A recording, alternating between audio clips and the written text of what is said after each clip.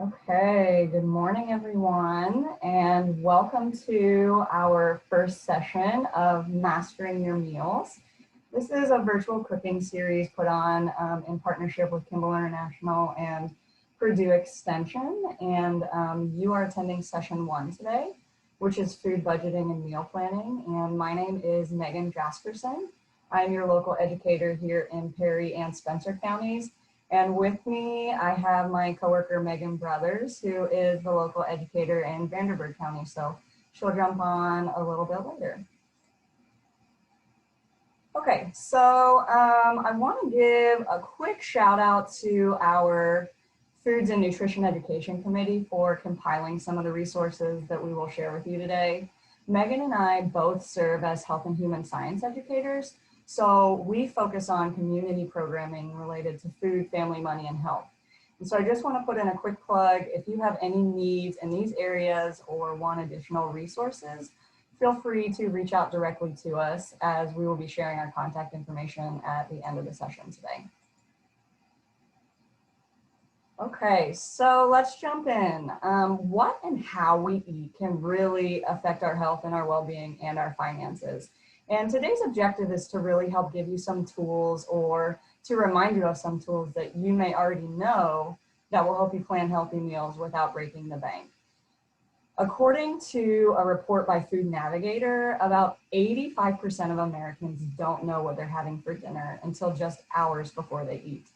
So planning and preparing meals definitely takes time, but I think that you'll find that the trade-off is well worth it. So as we jump in today, we're going to be giving you some tips and tools to be able to do that a little bit more easy. And we're going to kick it off with talking about a food budget. It's hard to make a food budget if you don't have an overall idea of your income and expenses. So we would recommend that you start by tracking your expenses. That means keep track of all the money that your family actually spends on food for at least 1 week. So right up front, you guys might want to check out, but I'm giving you a little bit of a homework assignment. Okay, so I want you to actually try and do this and include money that is spent on work lunches, restaurant meals, vending machine snacks, convenience store stops, your kids' lunch money, whatever. And I want you to try and write down everything and keep receipts to help verify. And then what you're going to do is multiply that number by 4 to tell you what you're spending on food each month. So once you see how much you're regularly spending on food and groceries, you can kind of make a plan to tackle your spending a little bit more efficiently. The USDA found that the cost of food eaten at home for a family of 4 has a really wide range. It can range from $526 to about $1,100 per month or more, depending on the age of your family members, and even more importantly, how thrifty you are in your spending. And they actually found that the average American family spends $1.22 for every $1 earned. So as a nation, we're overspending, which is why creating a food budget is so important. And this will just kind of help you examine where you're at. Basically, you all know this, but a budget is a plan for spending your money. So when you're making a budget, what you're going to do is determine the amount of money that you have in your household budget to spend on food. Again, the USDA reports that Americans spend on average around 6% of their budget on food. But that study also shows that they spend an additional 5% of their disposable income on dining out. So that makes your food budget roughly 11% of your overall income. But again, this can vary from house to house. So what ultimately you're going to want to do is make sure that you have a budget that is realistic and works for you. So make sure that the number that you end up with for your food dollars and what you can spend on that is in relation to how often you buy groceries. So for example, if I bring home $1,500 a month, and I estimate that about 11% of my money goes towards either buying groceries or eating out, I would take 1,500 times 11%, which is 0.11. And so 11% of 1,500 is 220. So each month I would estimate about 220 goes towards food. If there's 4 weeks in a month, dividing 220 by 4, I would have about $55 to spend on food a week. So this is really just a good starting point to help you guys wrap your heads around how much you're actually spending on food. And I love this next chart. it really just, I want you to take a look at this. To get the most highest quality and the most nutrition for your money, really want to encourage you guys, if you're not already doing it, to brown bag your lunch. Take a look at this chart. An average lunch out is about $10.50, but you can pack your lunch for probably around $3 to $4 a pop. So if you're packing 5 days a week versus eating out, you can save $35 per week. And even if you're just doing this 3 times per week, you can save around $1,000 per year. So that's a huge savings if you think about it. And you're also getting more nutritional bang for your buck. Americans consume about 1/3 of their calories outside of the home. So if you're bringing your lunch, chances are you're actually going to be eating healthier as well. All right, let's talk about meal planning. An easy way that can help us manage our food budget is to meal plan. So I don't know how many of you guys on the call are already doing this or just thinking about it or haven't even crossed your mind, but meal planning can help to save money and reduce food waste at home. And ultimately, it helps us save time because nobody is wondering that dreaded question, what's for dinner? And so it can help alleviate some of that last minute stress as well. It also helps you make less trips to the grocery store. I don't know about you, but I do not love grocery shopping. People who make weekly menus typically go to the supermarket once per week, as opposed to those who don't. Those who don't plan menus find themselves making extra trips to the store to pick up what they've forgotten or what they need for a last minute meal that they just decided to have. And this can not only be stressful, but it can also waste time and money and cause you to rely more on those convenience foods or drive-thrus that are not as healthy. It helps you save money because you're only buying what you need. You're wasting less food because you're actually eating what you buy, and you aren't eating out, which on average costs a lot more than cooking at home. And finally, last point on this is meal planning helps you eat healthier meals. Generally, you're cooking in a healthier preparation method versus buying something fried from a drive-through, so you can plan for more nutritious items as well. Okay, big tip of the day. This is a big takeaway. Make a grocery list and stick to it. Okay, your grocery list should be based off of the plan, your meal plan that you make. This list should be based on the staples that you need to restock, ingredients you need to complete recipes, based on what you already have and what's on sale. It really helps to make a grocery list according to the store layout too, so you can just go through the store quicker and more efficiently and spend less time, meaning less impulse buys. A big time saver that I found is to just build my grocery list throughout the week. So if I use something up, throw it on the list. And I also keep my list where you can conveniently add to it. So that might be for you, find out what works, keep a running list on your phone, throw a Post-it on the fridge, keep something in your wallet, whatever works for you. But sticking to your list is really going to help you save money. People who shop with a list and buy little else spend less money on groceries. For your grocery list, you want to buy enough that you only have to go to the store once a week. Like I said, multiple trips cost more money and cost more time. You're buying more, you're using more gas to get back and forth. And so just stick to your list, buy what you need and get out. And also I want to note that there's a lot of smartphone apps that can help you plan and create a grocery list. If you find that you're tech savvy and want to go that route, there's a lot of those available as well. All right. When you are taking inventory of what's in your kitchen, I want you to think about your trash. The most expensive food that you buy is the food that we throw away. So the average American household throws away 14% of their food in the trash, which is about $600 per year worth of food. So to ensure that you're not throwing your food dollars away, here's a couple of things that you can do to avoid waste. Number one is buy correct amounts. Before you're shopping, check your pantry, your refrigerator, your freezer. Find out what you actually have on hand and avoid overbuying any perishable items that are probably going to get tossed in the trash if you don't use them soon enough. Number two is to date your food. When you're putting food away in your pantry, your refrigerator or freezer, write the date on it in big print with a Sharpie on some tape so you can quickly glance in there and see what you need to use up and when. Also, if your household is not opposed to it, I strongly encourage you to plan to use your leftovers. Our grandmothers used to cook a roast, a ham, or a chicken on Sundays and would plan the week's menu around that one thing. So it's not that hard to plan to use your leftovers in your meal plan. They can be used in casseroles or soups for snacks and lunch boxes, or other meals down the road for that week. And you can even create like a leftovers list or a to use up list and post that on a fridge. Another quick tip is to use see-through containers for refrigerated leftovers, so you're not wondering what's been thrown in there, but you can actually see it. And then again, just really label, date, and freeze any main dishes in meal-sized servings, so you can have those for quick things that are easy to pull out as a go-to. All right, that was Planning 101 squished into a really quick timeline. So we've planned and we've made our list. Now it's time for us to go to the store. How do we prep? So you can shop really smart by sticking to the perimeter of the store. This is generally where you're gonna find what I call the real food or the healthier options. So this includes things like your fresh produce, your meat, your dairy, bakery, and frozen foods. And also, huge tip, do not shop while you are hungry. Not only will this help you not buy things that you don't really need, but then it can help you from eating everything at once you get home because you're starving. There are certain healthy foods like nuts and grains and canned foods that will be in the center aisles.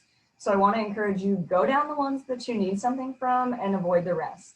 If you don't need to go down the cookie aisle, don't go down the cookie aisle. Walking past those items will only increase the chance that you're going to impulse buy something that you didn't really intend to do. So again, it comes back to making a list and sticking to it.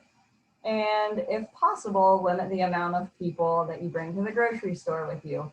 This is huge for me with little kids at home. I know it's not always possible, but typically more people means a greater chance of impulse buying. Things get thrown into the cart that your kids want, or those candy bars at the checkout lane, those last minute throw-ins can really add up. So watch those. And I always want to highlight food safety as well. When you are shopping, plan to pick up items that are from the freezer and refrigerated section of the store towards the end of your trip, just to minimize the amount of time that these are in the temperature danger zone or held without temperature control. Something to keep in mind as you're going through. All right, we've talked about planning. Now what about the actual prep? I want you to really think realistically about what would work for you and work for your family. Now, because I work full time and I tend to work at least 1 to 2 evenings per week, it really works best for me and my family if I prep everything at once. So I'll take a Saturday or a Sunday, do all my meal prep then, and have it ready for the week. And then we eat each meal as if it were leftover and everybody can choose what they want. That works for my family, but it doesn't work well for everyone. You might choose to prep one thing for each night or 1 or 2 nights each week, whatever works best for you. So I really want to encourage you to take the time to do the meal prep, but you don't necessarily have to do your entire week. Find out what works for you and stick to it. Okay, before we jump into our nitty-gritty tips, I always want to highlight some of our food safety. And cooking at home really is more affordable, but it can also be one extra thing we need to do. So how can we make it easier? First, I want you to organize your kitchen.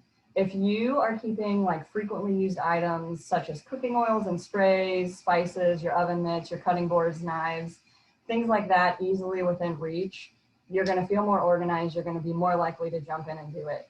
This saves you from hunting them down later, which saves you time. And having a clutter-free kitchen just will make you more likely to be happy about the space that you're going to prepare and serve a healthy meal in. Clean kitchens are a lot more appealing to cook in and can help prevent a foodborne illness. And again, getting sick costs you time and money. And so the main 4 quick points to remember are clean, separate, cook, and chill. The USDA outlines these steps that we can take at home to help lower our risk of foodborne illness. So you're always going to wash your produce, keep your raw meats and raw meat juices separate from any other food. Make sure that you are cooking food to a proper internal temperature, because color does not always indicate doneness. And finally, you want to make sure that you're storing that food properly. Okay, so here's my favorite slide of the whole thing and what I really want you guys to remember as a takeaway. If you are making healthy snacks convenient, you will be much more likely to choose them over junk. So if you keep foods such as fruit, sliced veggies, milk, yogurt, individually wrapped string cheese, whole grain crackers, other healthy foods on hand to easily grab, You'll be a lot more likely to go to that than junk. Cut your vegetables and fruit up as soon as you get home from the store so it does not sit and rot on your counter over the course of the week. I don't know how many times I've done this, and it makes me frustrated every time, okay? If you just take the couple minutes to chop it up when you get home, you'll be happy. You'll be having those grab and go things that are really easy. Another great tip is to have some type of a healthy dip option that can encourage vegetable consumption if you don't want to eat it plain. If you cut up that broccoli head after the grocery store on Saturday and have hummus or ranch or whatever it is to get it down for you to dunk it in throughout the week, you'd be a lot more likely to eat that versus grabbing cookies or something that's unhealthy. Finally, divide your snacks into smaller portions using Tupperware or Ziploc bags. This can really prevent you from eating an entire bag of chips during your Netflix binge, right? We really do a lot of mindless eating. So if you can start snacking mindfully, and what do I mean by this? Don't eat your snack while doing something else. I'm so guilty of this, but like if you're surfing the internet or working or watching TV, working at your desk, multitasking, don't snack, okay? Instead, stop what you're doing, check out for a few minutes and eat your snack like you would a small meal. You're a lot less likely to binge eat at that point. Another tip, if you are already prepping a meal, plan on buying ingredients to double the recipe. You can eat some now and freeze some for a meal down the road. You're already taking the time to prep that meal, so this is a big time saver and a really easy way to get two for the time of one. And then finally, I want to stress that yes, meal planning and shopping and cooking does take time, but it's time that's really well spent. If you make this a part of your regular routine, I promise it will get easier and you will see the benefits of these efforts. And don't forget that freezing can be a really great way to preserve your food, especially if you're just running short on time. You can freeze those leftovers or double your meal prep, like I just mentioned, to save time and reduce some waste. A couple things to highlight: you should not freeze water-based veggies such as lettuce, celery, or spinach. Don't freeze your cream cheese because that'll dry out and get gross. And then if you have fully cooked noodles or fried foods, you don't want to freeze those either. You can cook those to about 60% and throw those in the freezer to pull out to use for later. And then mayonnaise will also separate when frozen. So that was some quick tips around food prep and meal planning. And now I'm going to turn it over to Megan, who's going to put some of these tips into action for us by sharing multiple ways to use one type of food. Hello, everyone. My name is Meagan Brothers, and I am in Vanderburgh County. So I am in my kitchen, so welcome to my kitchen. We are showing, Megan's going to post a link for you guys to check out with a really great resource for how you can do some of this meal prepping really simply. So what I have done, this recipe actually calls for using a whole chicken. So you can buy a whole chicken at the grocery store. And so what this handout you guys are going to get access to is how to use the chicken for 6 meals. And so that sounds like a lot, but when Megan was talking about how you can, hey Megan, if you could stop sharing your screen, then, so what's really great is to be able to buy a whole chicken. Usually it's a lot cheaper to buy in bulk. But when you buy something like a whole chicken, you can use it multiple times. If you're like me, I'm not a huge fan of having to get my chicken breast out, having to thaw it, wait for it to thaw properly, then have to cook it, make sure it cooks properly. So this is a way to get all that cooked, have it for all those meals, and then that makes it so much easier just to be able to grab it and go with whatever you want to do. And I'm also not someone who wants to eat the same meal all the time, right? I like a little bit of variety in what I'm cooking and what I'm eating. So this way you can make 6 different recipes with 1 chicken. Something else, if you're really looking at being very frugal, you can look at different kinds of ways to buy chicken or any kind of meat, right? So it's not, we just use chicken because it's a pretty common meat to use. But this chicken, the whole chicken at the store, and it's probably a little hard to see. I still have it cooking in my crock pot here. So hopefully you guys can kind of see how pretty that is. But I threw it in the crock pot, put water in it, covered it for about 3 hours. You can also cook it in a big pot if you have that, if you don't have a crock pot. but the cool thing about this is that you actually get some stock. So it cooks the chicken, it gets the chicken a really nice flavor, and it gets it really nice, keeps it really nice and juicy, but you also get some chicken broth out of it too. So I've got a whole pan of chicken broth sitting here, which I could use in some of my other recipes. If you don't want to buy a whole chicken, it actually was I did a little price comparison, and of all of the foods, the whole chicken was actually more expensive per pound than some of the other options. So check your prices out for what you want. You can do this same process with just, if you want to buy chicken breasts, you can throw them in a crock pot and have them cook all day. If you want to buy chicken thighs, same process, throw them in there, put some water in and have them cook down. But you can also buy like a rotisserie chicken, and those are really convenient. You have to think about what's going to be in those. So looking at, like, you know, your herbs and spices and things like that, and any potential additives that might be in there. But lots of options for that, right? So you could take that rotisserie chicken and do the same thing, or you could use the chicken breasts, all of the same stuff. So when you get access to that site, one of the recipes is making chicken burritos. So I'm going to show you really quick how easy it is to do this. So you start with your tortilla, right? I'm a huge fan of Mexican food, so I love anything that's got burritos, chicken, and tacos and all that stuff. Now, the cool thing, if you notice on the recipe, it only calls for half a cup of chicken for an entire 8 tortillas. It's not very much chicken. So really, for this meal, the chicken is like your accessory. So you're going to get a little bit of the chicken flavor, but you're not going to have your whole burrito full of chicken. That's a cost savings and also a savings because we don't really need that much chicken in our diets anyway. So we have just a little bit of chicken we're going to put on this burrito here. And then our big protein is going to be our beans. And beans are an awesome, really inexpensive way to get really good protein in our diets. And a much less expensive way than buying your chicken. And beans are super easy. You can buy them canned, you can buy them dry, really easy to use. And then we add a little corn for some color and adding a little salsa. I love salsa. You can use fresh tomatoes, make your own salsa, whatever works for you. Add some sour cream on there and you've got a meal. And you can add, if you want to make this super heavy and super intense, you can add a lot of other vegetables. So make it really exciting. Do taco night with your family. They can pick their own ingredients. They can pick their own toppings. I like to throw lettuce, avocado in here. But the whole point is that you get that chicken flavor without having to use way too much chicken.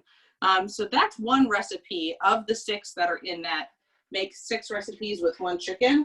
Another really great, there's recipes for soups in there, and soups are a really cool thing to meal prep because you can make a whole bunch of soup, could portion it out into different either individual meals or maybe even for a week's worth, freeze the rest. So a lot of soups, especially broth-based soups, freeze really, really well. So you can cook them ahead. I always make, anytime I'm making soup, I make a big pot of the soup and then I portion it out, and that way, whenever I just have something I want to grab that I don't really want to cook for, I can pull that soup out and have a really nice fresh meal right at my fingertips. And it's much healthier as far as, especially with sodium wise. I always throw extra veggies in any soups I make because I want really hearty vegetables with my meals. So that was a really quick demo. But we just wanted to show you guys how simple it can be to really do that meal prep process and make it more affordable for you and your family.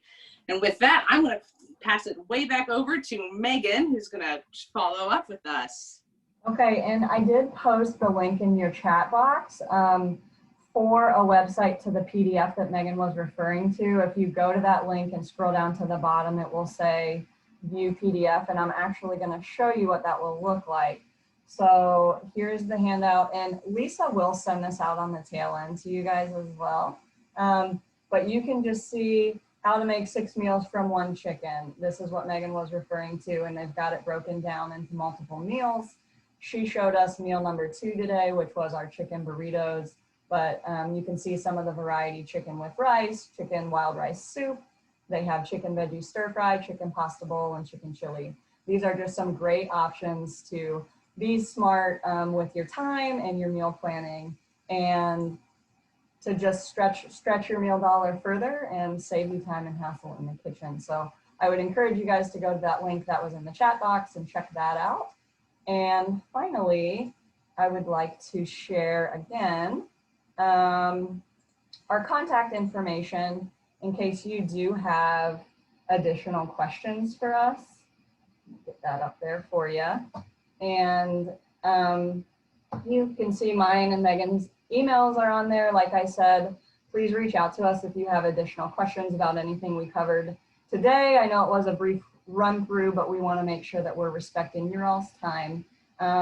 Again, I want to mention that this is a 4-part series. This was part 1 today.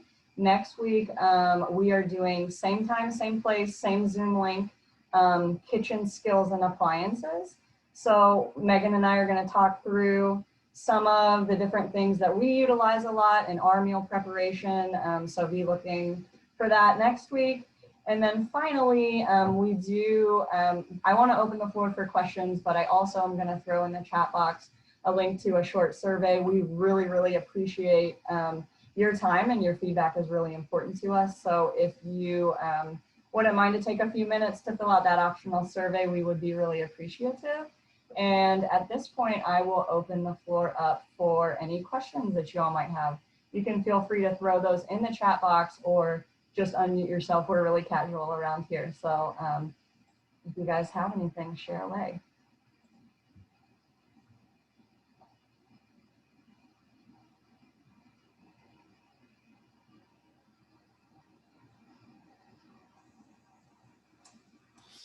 Can I ask what kind of beans Megan used? And like, what do you normally buy, canned or fresh or? Yeah, great. I didn't even mention that. You guys should just know. I wish you guys could smell my kitchen right now. The recipe calls for pinto beans, but you can use any bean. So it doesn't have to be pinto. Pinto are really high fiber beans, but all beans are really high in fiber. But you can use black beans too. I happen to have a bag of dried beans, so I went ahead and made those. But I usually buy canned just because it's easier. Because when you buy dried beans, you have to soak them generally overnight or at least for a couple hours to then be able to cook them. So canned beans are absolutely faster. Usually they're somewhat comparable in price. Usually dried beans are a little bit cheaper. But there is more prep work. So you have to kind of put that back and forth as far as what's worth it for you. But whenever you buy your beans, if you buy them canned, make sure you rinse them off so that you're getting some of that extra sodium off of there. Okay, thank you. Yeah, good question. And then can I ask another question? Absolutely. Do you all have any suggestions for, like, I guess maybe the best freezer foods and the methods for freezing that kind of stuff? Like, yeah, your picture showed like bags of several veggies in one, but I mean, is there, I don't know, maybe just your opinion on good suggestions? I'm a big fan of freezing soups. I find soups, the cream based don't freeze quite as well. They'll freeze pretty well, but they're not quite as good. Broth based soups cook really well or freeze really well.